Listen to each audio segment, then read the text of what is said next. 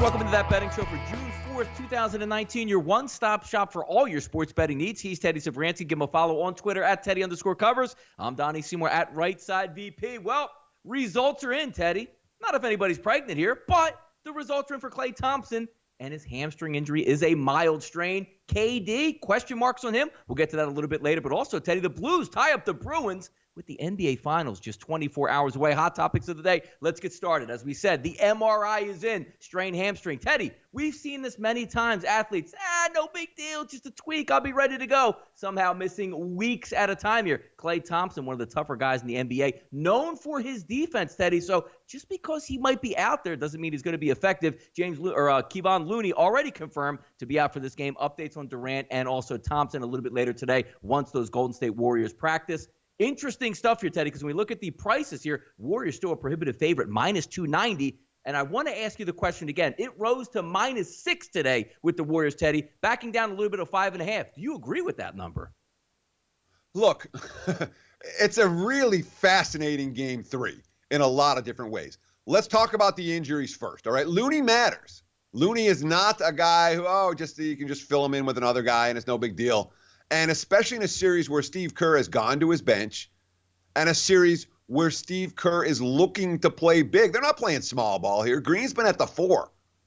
Green hasn't been at the 5. He's at the 4. So when you lose a stretch 5, it's an impact injury for Golden State, even though it's not going to affect this point spread one iota. We look at the number now, and it's bounced, depending on where you're betting right now, it's going to be 5.5 or 6. Obviously, one of the reasons we like sportsbookreview.com is because you have options to get all kinds of sports books there. If you want to lay 5.5, find a book offering 5.5 and set up an account. Not that hard to do, obviously, with our sponsor and with our, the guys that pay our bills at sportsbookreview.com. Take advantage of them in a situation like this, where you definitely want to get the best of the number, regardless of which side that you have. But Klay Thompson matters too. Kevin Durant, in theory, would matter a lot. Gimpy Thompson, he's a tough guy. I expect him to play. He said he's going to play, but his effectiveness very much in question. That being said, what's Toronto's psyche like coming off a blown lead, which has been a problem for them? And it's not like the Raptors have been great at bouncing back off a loss here in the postseason. Each of the last 3 times they've lost, they failed to cover the number their next time out. Teddy, just talking for because I'm not a huge NBA gambler, but sometimes I like to read between the lines and just say, you know what, this just makes sense here and apply it to some other sports. Because when we look at this game coming up, you're saying, all right, if Kevin Durant does come back, Teddy, are we looking at him playing 30-plus minutes after sitting out a full month with a calf injury that he could re-injure again? Also with Klay Thompson, just like I said, just being out there. You're a professional athlete. You're going to run miles on that court on a tough hamstring, and he's known for playing really good defense, which that's going to affect his quick moves and laterals going left and right. Just looking at the game overall, and the line opens up 5.5, climbs up to 6. Is that a little bit of a signal saying, boy, this is really like a Golden State line? Because just being a square the way I'm looking at it right here, it looks too good to be true to take 6. Well, when you look at the wise guys in this series, first 2 games, wise guys were clearly on Toronto. It was a sharp square divide in those games. When we saw the game 3 open at 5 at some books and immediately get up to 5.5, and a lot of books go up to 6, it tells us that the love that the wise guys had for Toronto in Toronto hasn't necessarily carried over to game 3 in Golden State. This game's getting two-way action among sharp bettors. The public, they still like Golden State. Yeah, we'll see. Teddy and I will both go over this game tomorrow once we head for the next game. It's going to be an interesting one. We'll keep an eye on those numbers. Obviously, check SBRodds.com for all the latest movements. Play Gloria, Teddy. Taking you back to your heyday here. Blues bounce back and tie up the Bruins at 2 with a 4-2 victory at home. Now we shift to a best of 3 as it moves back to Boston. Taking a look at some of those lines, opening up the Bruins, minus 155. But how about that series price, Teddy? Minus 139 with the Blues at a plus 118. And how about this? 3 of the 4 finals games have gone over, and the only one that didn't go over had 4 goals in the first period. Yeah, that was the worst beat of the playoffs, or one of the worst beats of the playoffs in the NHL, if you had that over. But last night's game over on the empty netter. Those are, one of the reasons why I don't get involved in hockey is because there are so many empty net goals that affect a whole lot of things in the last minute or 2 of a ball game or a hockey game. And obviously the empty netter last night turned unders into losers and overs into winners. And I mean, St. Louis, 5-0 in the playoffs when they score in the opening 2 minutes of the game. If you're live betting these contests, might be something to consider, especially after Binnington's nice bounce back last night. St. Louis real good off a loss here in the postseason, something to perhaps consider if they lose again between now and Game 7. Well, there wouldn't be a Game 7 if they lose again between now and Game 6.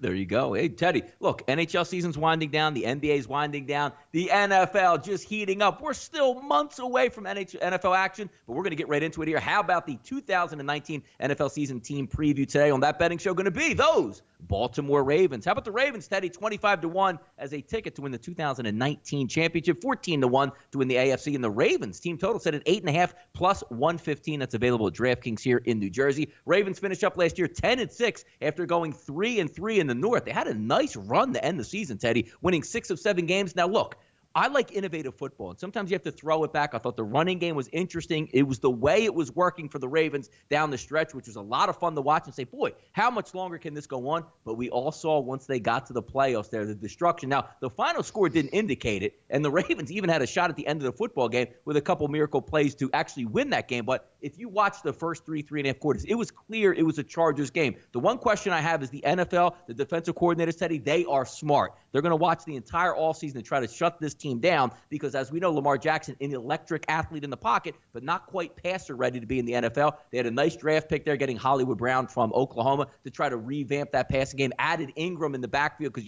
they do want to run the ball. But a complete revamp on the defense this year for those Baltimore Ravens. A lot of guys out, Earl Thomas in. It should be interesting to watch. But, Teddy, I just get back to the old inclusion saying, you know what? I need a quarterback that I know can throw the football and throw with accuracy. I don't know if I'm getting that with Lamar Jackson. Big year for him in the Ravens.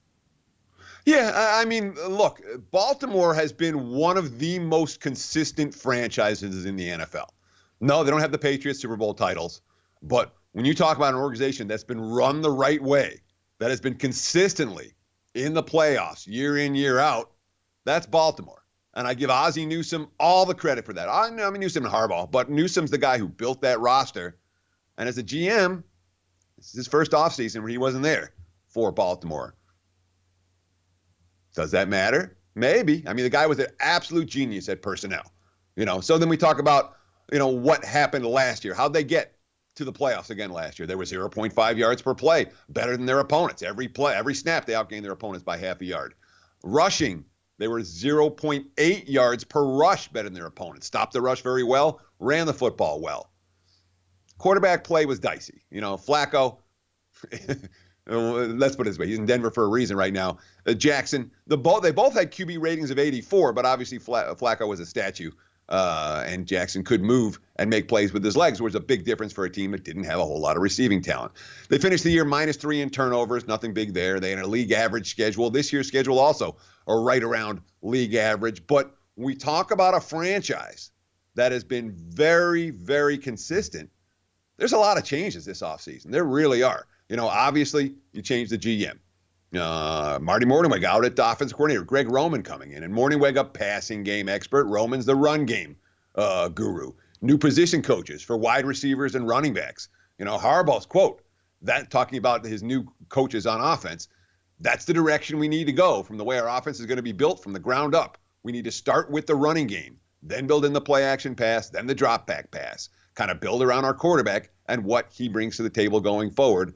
That's Lamar Jackson. So this is a team that lost a lot in the offseason. You talk about Terrell Suggs, C.J. Mosley, Zadarius Smith, Eric Weddle, all bye-bye. I mean, they bring in Earl Thomas, but they didn't really spend a whole lot in free agency this year. Mark Ingram, obviously a big addition. In the draft, you talk about Hollywood Brown, a handful of key skill position players. They could have all 5 offensive linemen back this season, but that defense lost a lot. They only have 3 receivers on the roster that have ever caught an NFL pass so far. They lost 15.5 sacks in the offseason. I got questions about inside linebacker, and, they're going to need to run the football. I'm not bullish on Baltimore going into 2019. If I'm going to bet the Ravens season win total, I'll be looking at the under, which is something I can't think of. I think I did it once 8 years ago and didn't win. Different era now with Baltimore. This team primed to take a step back in 2019. Yeah, it should be fun to watch Pittsburgh Steelers, Baltimore Ravens, and those Cleveland Browns throughout the season. Keep in mind, we'll be covering another team each and every day till we get through all the teams in the NFL to lead you right up to opening day in the NFL. Segment 2, line movers today, Teddy. Yesterday we had to pick the board. Didn't have many baseball games, so we had to use them all. Today we can pick and choose a little bit and pick some action here. How about the Nationals love on Tuesday, Teddy? A team that struggled for most part of the year trying to find their way, getting healthy again, sitting at 270 favorites today versus those White Sox. Now, typically we would say, oh, man, White Sox, ooh, what a bad baseball team. Actually playing some really good baseball here and getting a big number today in Washington. Yeah, I mean, the White Sox are coming off a 6-1 homestand. They're in second place in the AL Central. They're not garbage, but the markets are not worried about current form. They're worried about starting pitching matchups, and Lopez has been rough. His last two outings have both been really ugly. Got bombed by the Royals last time out, and he was staked to a 7-1 lead in that game, which is a problem. Bombed the start before that, 13 earned runs, his last 9.1 innings of work. The markets don't like that, especially against a guy like Strasburg. He's won his last 2. He's given up 2 runs or less in 7 of his last 8. And the markets are saying the Nats starting to come alive right now. Dave Martinez, quote, I think what I'm seeing now is the way we are winning games by doing all the little things we talk about. Staying up the middle of the field, 2-strike hitting, all those things, driving in runs from third base with less than 2 out. If we keep doing that, we're going to win a lot of games. Our starting pitching is good. Our defense has been playing better. We've just got to keep it going right now. A little bit of a buy sign in Washington right now. The markets certainly reflecting that. Usually in Texas here, Teddy, we're expecting some runs, opening line, maybe 11, sitting at 10.5 across the board. It's going to be Bundy, but it's getting a little bit of action here and supporting in the markets. Offshore's open up around -140, now dipped to -130. It's going to be the Orioles and the Rangers, as we said. The total sitting at 10.5. Bundy versus Smiley tonight. Yeah, and I mean, they just want to bet against Smiley. Smiley has some really, really ugly numbers. How about this? 26% ground ball rate. Everything's going in the air against him. His fielding independent pitching, his FIP, his adjusted fielding independent pitching, the xFIP, and his ERA are all above 6. He's allowing home runs, and he's issuing walks. When you have a pitcher with a 26% ground ball rate who's allowing homers and issuing walks, and all of his stats are above 6, you're going to see the markets move against him. That's what we're seeing today. And Bundy, 7 strong versus Detroit last time out. Didn't even reach 90 pitches. His best start of the season. Hey, Teddy, markets are saying we are Bieber believers here. Not Justin Bieber. This is Shane Bieber of the Indians. Taking a look at the Indians favored, -131, total of 9. Smeltzer versus Bieber tonight. The one thing, Teddy, look, I have a couple teams on my list here. It's usually the Mets and the Indians that never hit for me. That anemic offense, can they get going tonight? And how about the Twins catching a plus money price here?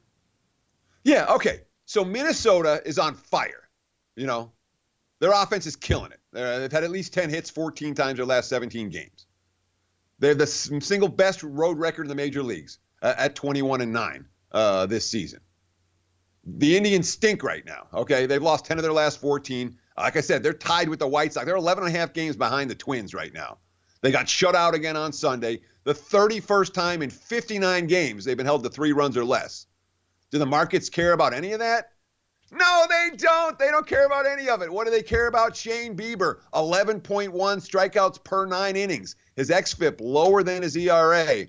All of that, bet on stuff for the Indians hurler. Hence, the money coming for Cleveland. An early betting action today. Watch what you bet here on That Betting Show, Teddy. And, this is a tough one for me to pull today. I'm not going to lie. Phillies dropped 5 straight games. Now face Paddock and the Padres tonight. Last night, Nola was supposed to be the stopper last night versus Lauer. Grand slams taking place. The Phillies get blown out and they get lower. And obviously you saw it the game if you watch any of that, Teddy. McCutchen gets injured to start the game. So not a good sign for Philadelphia. Now you're getting the Padres' young ace here. And look, the numbers tell the difference here. Padres favored as high as 150 with a total of 7.5 going to take place tonight at Petco Park. Game 2. Phillies 33-27 clinging to a lead in the NL East. And the Padres are 31-29. Eichhoff versus Paddock tonight. Yeah, and I mean, the Phillies are having a terrible road trip. Make no mistake about it. 5 straight losses, as you mentioned. McCutchen gets hurt yesterday. I mean, they happened to get Jay Bruce prior to McCutchen's injury, but, Bruce was outfield depth. Now he's in the lineup every day, and McCutchen, that's impact. He matters. We talk about Eichhoff, and Eichhoff's been rough the last couple of his last 4 starts. He's given up at least 4 runs every start, 0-2 with an ERA over 8. Opponents hitting .330 against him, giving up more than a base runner and a half per inning. Those are real dicey numbers. On the other hand, Paddock's coming off probably his worst start On the season, opponents have hit 170 against him. He's given up 0.8 runners per inning. 34 hits, 12 walks, 62 strikeouts in 56 innings. Those are really impressive. But his last outing, a little bit dicey in the Bronx against the Yankees. Of course, Andy Green, after the game, we know what Chris can do. He's performed brilliantly. Games like his last one are going to happen. Back home at Petco, no surprise here, if the Padres' young phenom finds his way again against a Phillies team that is just not playing good ball on this West Coast swing.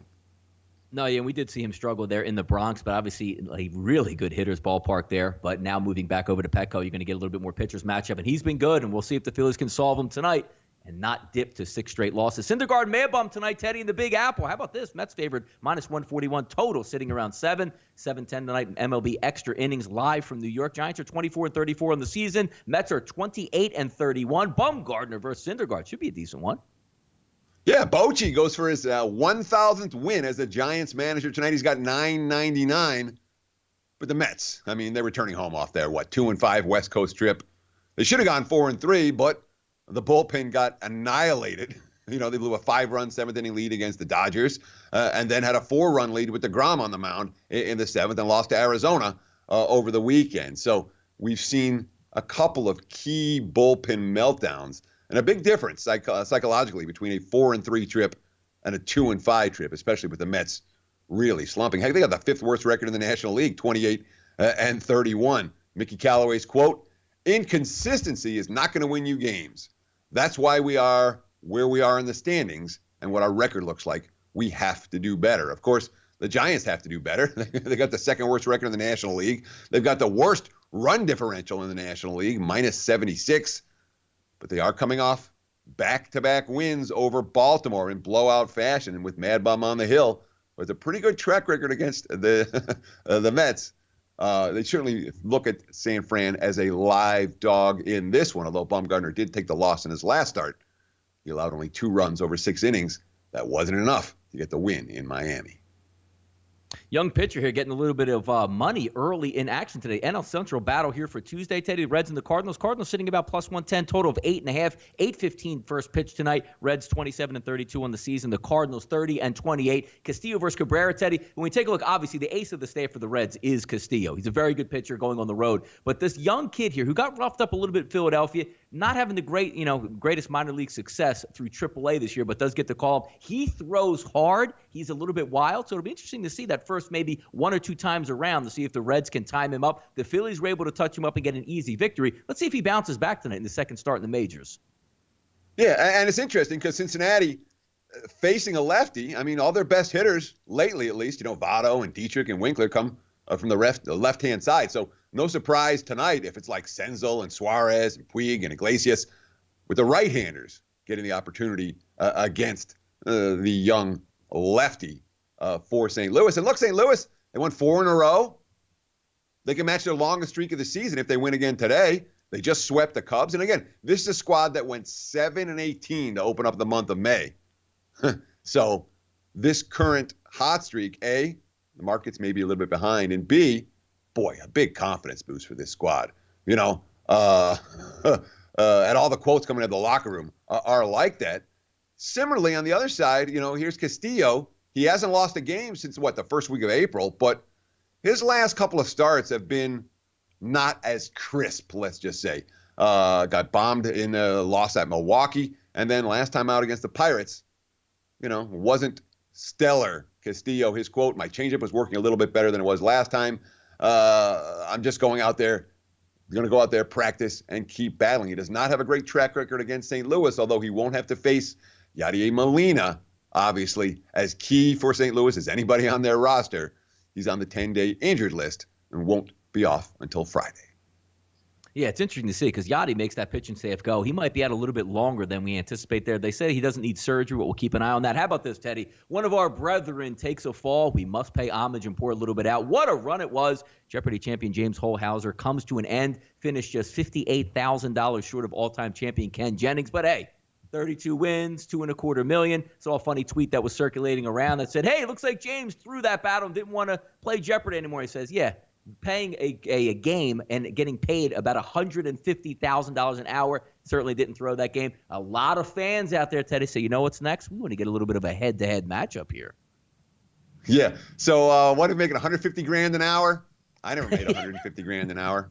I don't think you have either, Donnie. Good work if you can get it. All that being said, first, hey, man, exactly. Pour one to our homie. What a heck of a run for Holzhauer. But you forget the mega fights. Exactly. I'll watch this I will pay to watch Jennings and Holzhauer on pay-per-view. It's got to be good. Put something together. But what a match. I'll watch it. Will you watch it? I'll pay to watch that. Kudos. Heck of a run. And thank you, James Holzhauer, for putting sports bettors in a positive light. Kudos. Yep. Talking about pay-per-view here, Teddy. Pay-per-view never on that betting show. Always free to the public, trying to help you guys out and certainly bring a little bit of enjoyment into your sports betting lives. Thank you for tuning in June 4th, 2019, your one-stop shop for all your sports betting needs. He's Teddy Savransky. Once again, give him a follow on Twitter at Teddy_Covers. I'm Donnie Seymour at Right Side VP. And tomorrow we'll shift back to the NBA Finals. Get a lot of injury updates. Keep you in the loop. Good luck on your tickets tonight. And we'll see you tomorrow, folks.